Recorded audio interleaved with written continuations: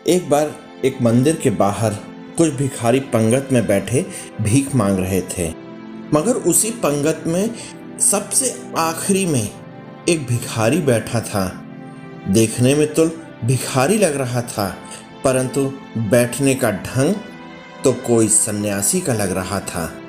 पद्मासन लगाए, सीधी कमर, ध्यान मुद्रा में कोई पहुंचा हुआ योगी लग रहा था। सामने एक कटोरा जिसमें आते जाते लोग भीख डाल रहे थे, परंतु ये क्या, कुछ शरारती बच्चे उसके कटोरे में से उसकी भीख चुराकर ले जा रहे थे। परंतु उसे तो जैसे कोई फर्क ही नहीं पड़ रहा था। वो तो बस अपने ध्यान में मगन था। जब उसकी तंद्रा टूटी तो देखा उसके कटोरे में कुछ खाने को पड़ा था। बस वो उसे उठाकर खाने लगा। उसे तो यह भी एहसास नहीं था कि उसके कटोरे से भीख कुछ शरारती बच्चों ने चुरा ली है। जो उसके पास था उसी में ही वो मगन था। तभी उसकी नज़र सड़क के दूसरी तरफ एक मोटर कार पर, जो कि तुरंत आकर रुकी थी, उस पर पड़ी। उसमें से एक आदमी और एक औरत निकले और पूजा का सामान लेकर मंदिर में जाने लगे। उन पति पत्नी को देखकर ये सन्यासी सोचने लगा, ये तो मेरे गुरु भाई हैं। वो पति पत्नी वापस मंदिर से नीचे आ रहे थे तो उन्होंने भिखारियों को कुछ भीख देते हुए आगे बढ़ते चले जा रहे थे। जब दोनों पति पत्नी इस भिखारी के पास से जा रहे थे तो इसको भी कुछ दान दिया। लेकिन ये क्या, भिखारी तो इनको बड़े ही गौर से देख रहा था।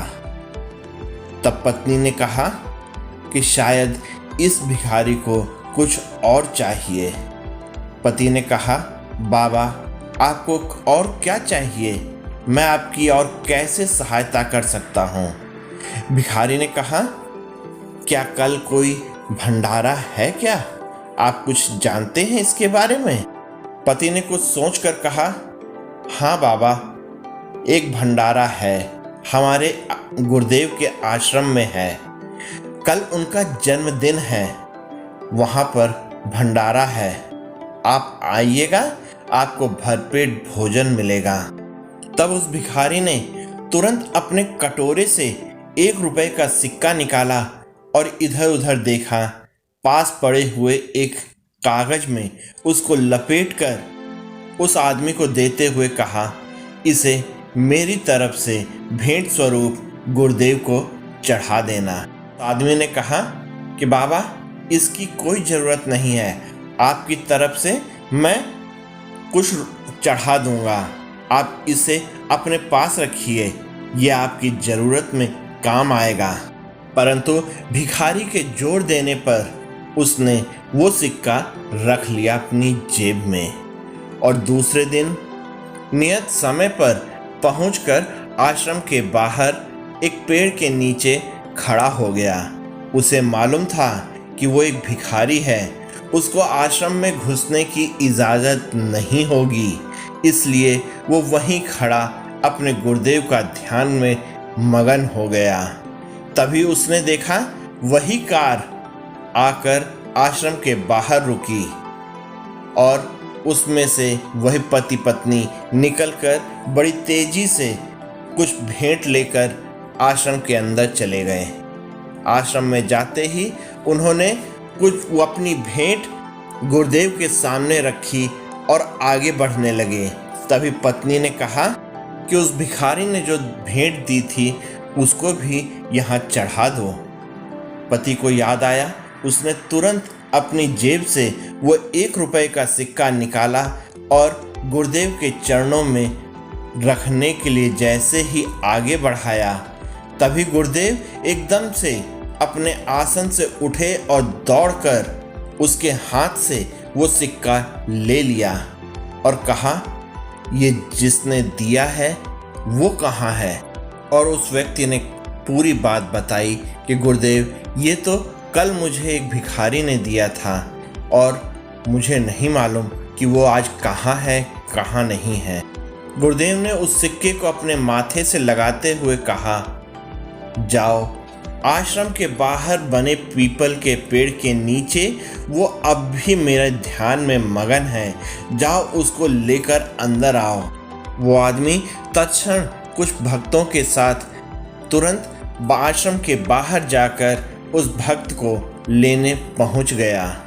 जैसे ही लेकर वो आश्रम के अंदर आया तो उस भिखारी ने अपने गुरुदेव को देखते ही उनको दंडवत प्रणाम किया और गुरुदेव ने उसका हाल चाल पूछा और उसके तत्पश्चात कहा, मांगो बेटा मांगो, क्या चाहिए तुम्हें, जो चाहिए वो मांगो, आज तुम्हें सब कुछ मिलेगा।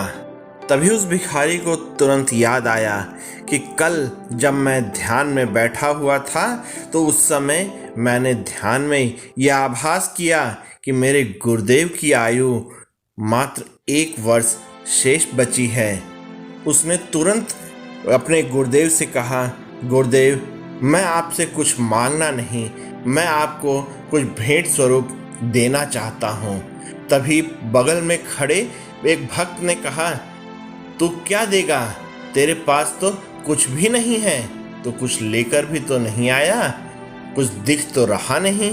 तब उस भिखारी ने कहा, गुरुदेव, मैं एक भिखारी हूँ और इस जीवन में सिर्फ मैं भीख ही मांगूंगा, पर आप इस ज्ञान को जन जन तक पहुँचाएंगे, इसलिए मैं अपने जीवन के बचे हुए 60 वर्ष आपको देता हूँ।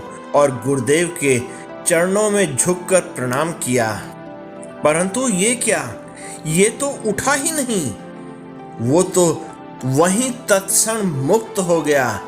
धन्य है ऐसा शिष्य, ऐसा ज्ञान जो उस ज्ञान के लिए अपनी पूरी आयु अपने गुरु को सौंप दिया।